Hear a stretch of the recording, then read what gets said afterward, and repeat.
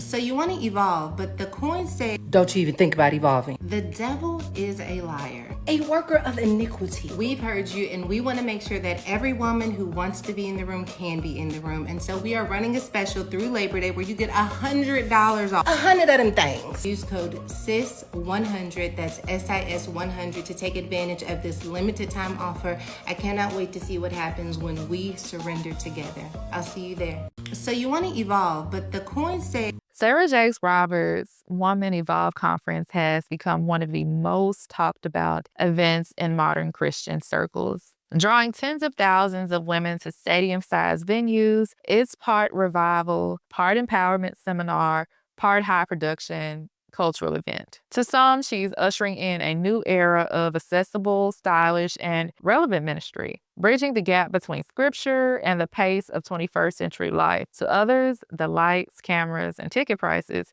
feel less like church and more like a world tour. This year, Online Chatter zeroed in on two things: the cost of admission and a reported $200 seed offering, encouraged during the event. For critics, it reinforced fears that the conference is a money grab wrapped in biblical packaging. For supporters, it's simply the price of excellence, an investment in spiritual transformation. Event host and writer Jasmine Clark offered a perspective that adds context to the debate. She says, "We say we want excellence, but we rarely count the cost. Before a single attendee walks through the door, event hosts have already invested thousands: venue deposits, flights and hotels for speakers, honorariums, audio-visual production, meals, decor, signage, staff, transportation, materials, insurance, and more. Unless you have major sponsorship, that financial burden is on you. We pray for impact, but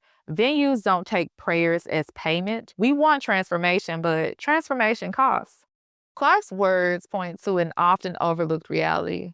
Large-scale ministry events are both a calling and a logistical operation. The ministry is the message. The business is the infrastructure that makes delivering that message to thousands possible. And while not every decision should be immune from scrutiny, it's worth asking whether our criticism stems from a lack of transparency or from not fully understanding what it takes to execute something at that scale. We also live in a digital age where things can look manipulated, and sometimes theatrics and social media are used to keep people's attention, paying the workers and covering all the revenue costs money. The Beyoncé comparison I made in my title isn't just about glamour. Just like Beyoncé, Sarah Jakes Roberts can bring in a massive crowd and generate significant revenue. She's loved, especially among Black churchgoers. She can move a crowd, is captivating in her delivery, and commands the stage with a performer's confidence. Even when her wig once got caught coming off during a sermon, she removed it mid-message and kept going, mirroring Beyoncé's reputation for powering through onstage mishaps without missing a beat. This phenomenon of the superstar Black preacher is not new. As the book Holy Mavericks points out, the 21st century has seen the rise of quote-unquote superstar Black preachers who build mega churches and national ministries that rival entire denominations in power and influence. These leaders, the first generation of African Americans to directly benefit from the political and economic gains of the civil rights movement, are well-connected and distinctly entrepreneurial. They skillfully adapt to the commercialization, technology, flash, style, and celebrity that characterize our post-industrialist world and provide a therapeutic message that resonates in our self-indulgent culture. Furthermore, Andrew Davies notes that socially engaged megachurches understand their social concern activity to be a fundamental part of their commitment to be missional expressions of Christian community at the heart of society. What makes Sarah Jakes Roberts so powerful and relatable to her audience, despite her family's wealth, is her personal story. She was a teenage mother while her father, T.D. Jakes, was a powerful and respected pastor. She openly discusses how she overcame these adversities, a narrative that deeply resonates with many Black women. Just to give you insight, the mindset of someone that age when they get pregnant is that I'm going to get in trouble. You know, without any real reality of recognizing that it's bigger than just time out or being grounded, that you're bringing a life into the world before you've even discovered what life is about yourself. I felt so much shame. I felt dirty. I felt embarrassed. And, you know, we all go through something. I think it's a little bit more challenging when you are responsible for your own issues. I think that oftentimes people can be victimized and then people can make decisions that end them up in places that they never expected. And for me, I felt like because I had the power to stop this and I didn't, then there must be something wrong with me. And so I spent many, many years thinking less than what God says about me. And I think that that's some of the things that we do when we're experiencing shame is we punish ourselves. And we think if I beat myself up in my head, I used to call myself all the names in the book. You're a hoe, nobody wants you, just all of these things. And I lived that until it became my reality, and then I hated who I became. And I just had to make a decision that ultimately you can continue to listen to these voices of shame in your head, or you can decide, I'm just going to try and live on faith that I am who God says I am. Her father also publicly giving her his blessing solidified her fan base and provided the foundation for the even more prosperous Woman Evolve Conference. Yet, for many Black Christians with more traditional leanings, the lights, production value, and sheer scale of such events have become exhausting. A lot of y'all be getting got when y'all go to these conferences. Sarah Jakes, B. Simone, all these people, they just always putting out some type of flyer and just putting a bunch of faces up there and, oh my gosh, that person gonna be there. I'm going. Let me teach y'all some history, because we losing it as to why these conferences need to be here in the first place. We not getting it, okay? Growing up, I'm 27 years old. Growing up, when there would be a church conference, when the pastor, the man or woman of God of the house would say, hey, there is going to be a conference in North Carolina, South Carolina. All right, we're going to be there for 1 week. All right, this is going to be next month, y'all. So get your money together, get your affairs in order. But this is going to be next month for only 1 week. This is not a vacation, okay? The older generation was quick to say that. This is not a vacation. When people would hear that, they're like, oh my gosh, I need to go because some stuff got to get broken off. I need some stuff to be dealt with me. I need some stuff to be dealt with in my bloodline. So you know what people would do? They would be like, all right, it's next month. This month, I need to fast. I'm going to fast this whole month. I'm going to seek the Lord on what fast he need me to do. So they would pray and fast. They would a real biblical fast, not the social media stuff. Oh, today, y'all, I'm fasting. Day 1. Get off the phone.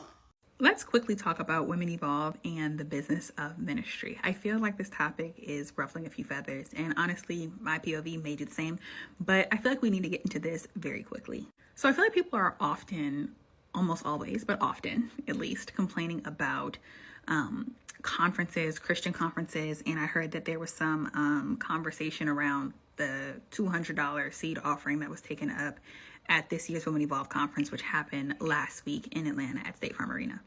The people who went were saying that it was a $200 seed offering used to cover a gap in the budget for the event. And then there was also some conversation around it not being a true Christian conference, but more of an empowerment conference with faith-based leaders or faith-based content. And I think those two conversations actually intersect. And for those who don't know, I am a third-year doctoral student at a seminary researching the discipleship of Black 18 to 35-year-olds for flourishing in both the ministry or in the church and the marketplace. So this conversation is right up my alley.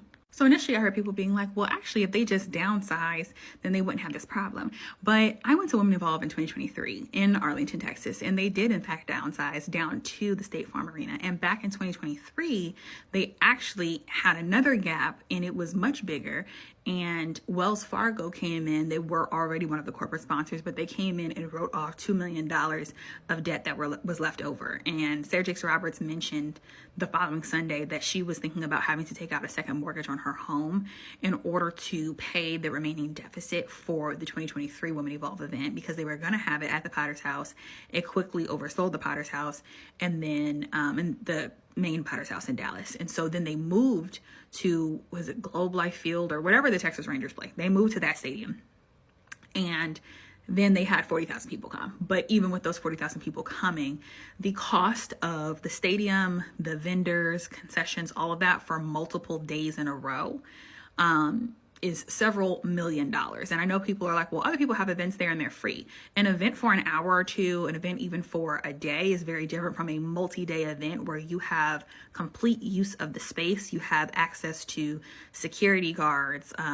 You have access to the people who sell concessions. You pay for the concessions. You're paying for every aspect of that event from top to bottom. And so you do have to have some context for how big of a financial undertaking it is to have a conference of that size and magnitude, whether you're at wherever that stadium is where the Texas Rangers play, to State Farm Arena.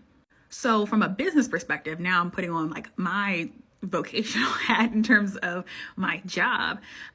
What Women Evolve is missing is more corporate sponsorships. But this is where it gets tricky, right? Because corporate sponsorships are really, really hard to get for religious events, because a lot of companies, most of them, in fact, will not donate to specific religious events unless they've already specified themselves as a religiously founded or like faith-based company.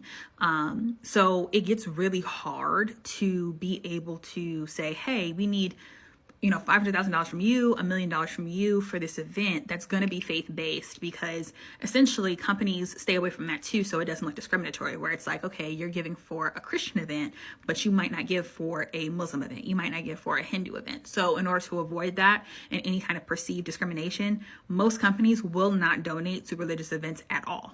And so also enter this Christian empowerment conference conversation. I think people are like, well, I was expecting exclusively like basically church, like it was revival, but it also has corporate sponsorships. WGU, I'm not sure if Wells Fargo is still a partner. I know that they partner pretty heavily. Women Evolve as a company and organization has partnered pretty heavily with WGU. I wasn't at Women Evolve this year, and I wasn't at it last year. I haven't been since 2023. That's the only time I've gone. But I will say that getting those corporate sponsorships are hard, but it's also difficult when you do have them. Not that you can't lean into your faith, because it's clearly a Christian conference. Having gone, it's a Christian conference. It's not a faith-based empowerment conference. It is a Christian conference.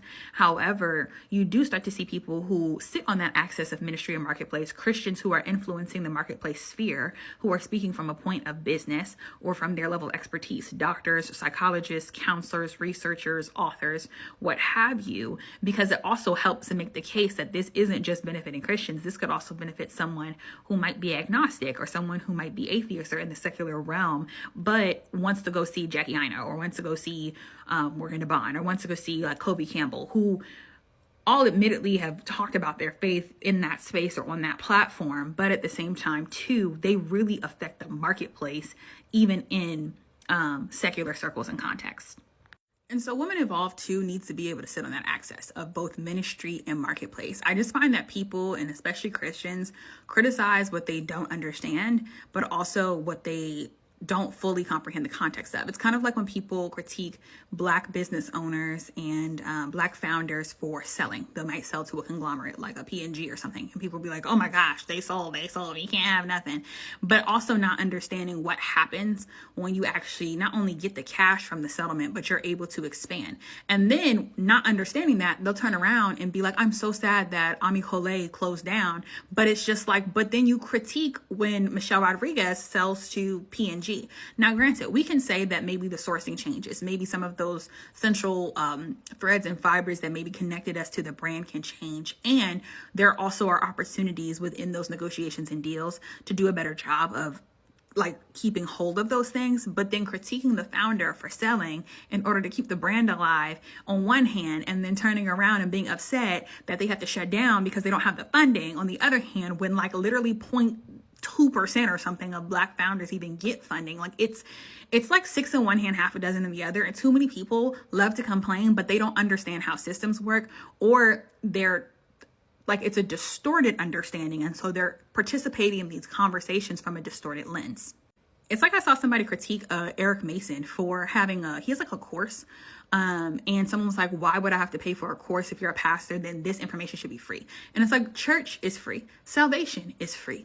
Bible study is free. However, when you're starting to develop products where you have photographers, videographers, vendors, like consultants, you have all these other people who participate in the process of creation, just like if you were in a secular space and you were producing content at that scale to create a course, it would have a price tag associated with it.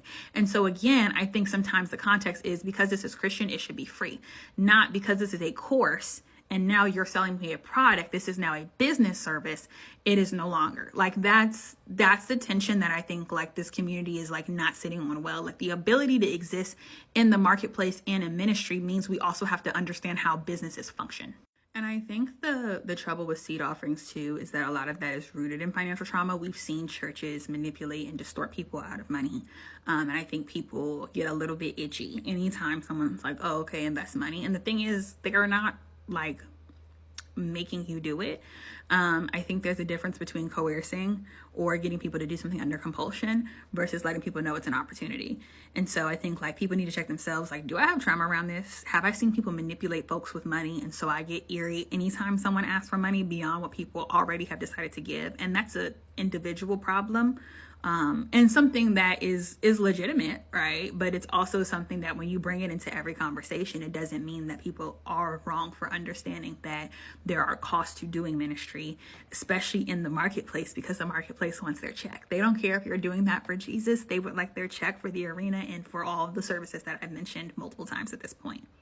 Landing the plane here, as Christians go into the marketplace to literally transform it, we have to stop having other groups of Christians act like it's not good enough if it's not exclusively for Christians. You cannot transform the marketplace by then trying to force it to convert to the church. You transform the marketplace by bringing the church to the marketplace and then embedding those same ideals and things we talk about, maybe with slightly different nomenclature, but you embed them into that space. It's kind of like Paul in Acts 17 when he's in Athens and he's at the Areopagus. And I love Paul because Paul's like, actually, I'm called to the Gentiles. Like, actually, the people in Israel will not listen to me. And so I actually have to go to the Gentiles because they're more eager to learn. And that's where I feel like my ministry calling is as well. So I think I just relate to that quite a bit.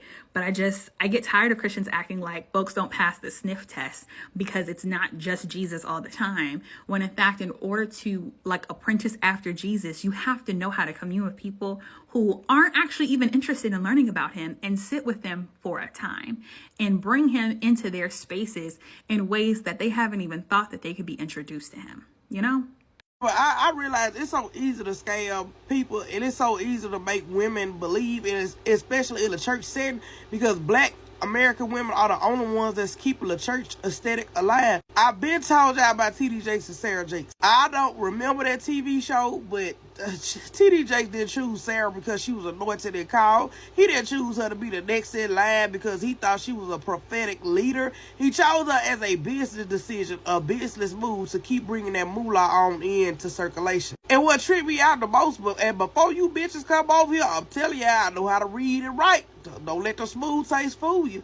Y'all will sit there and listen to somebody else tell you the same thing that your girlfriend, your friend, your bestie, your cousin, your sister been telling you for years. But y'all call what she doing is prophetic and what it is, woman leadership. And girl, please, y'all will sit there and vent to your homegirl all day. When Sarah Jakes get up on the mic, y'all act like, oh, she just said something life-changing and amazing. But y'all ain't never gonna be, they ain't gonna never see past it because they are slaves to religion. Weaponized religion. To them, the church is looking more like a massive business than a sacred place to save souls and offer refuge. This discussion is also a mirror of the preferences and class divisions that exist among Black churchgoers. These divisions often cause conferences like Woman Evolve to be scrutinized as they blur the gray area between a church as a nonprofit and an actual corporation.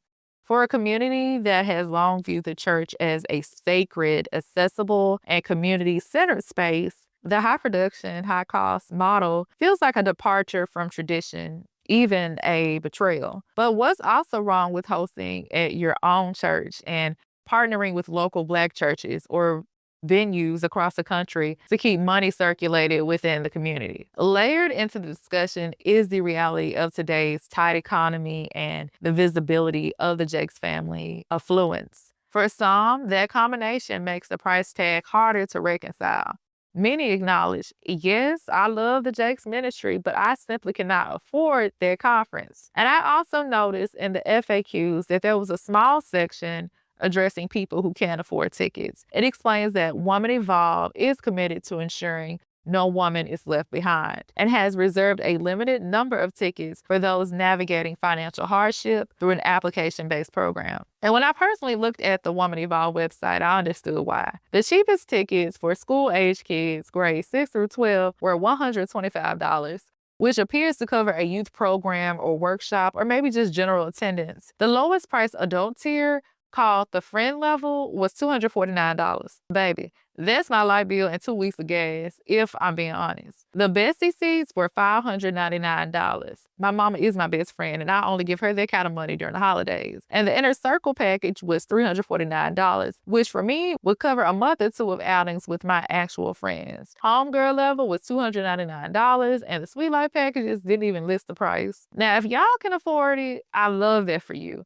But for many working class believers, those numbers hit like a car note, and in some cases equal what people give in monthly tithes. There are people who see this as a liberating experience and may save for this, but I definitely wouldn't go into debt for it. You have many local churches and nonprofits that could benefit from even half of the ticket cost and pour back into their communities. No shade, but let's be real. As a working class woman, I get it. Ultimately, the Woman Evolve conversation isn't just about Sarah Jakes Roberts. It's about how we define ministry in an era when the pulpit is as likely to be streamed on Instagram as it is to be heard in a sanctuary. It's about whether the modern church can embrace excellence and scale without losing sight of humility and service. Before we decide whether Sarah Jakes Roberts is a church's Beyoncé in the best or worst sense, we might first need to ask, do we really understand the cost of building what we so easily critique? Let me know your thoughts in the comments down below, and thank you so much for listening to Books and Looks TV. I'll see y'all next time.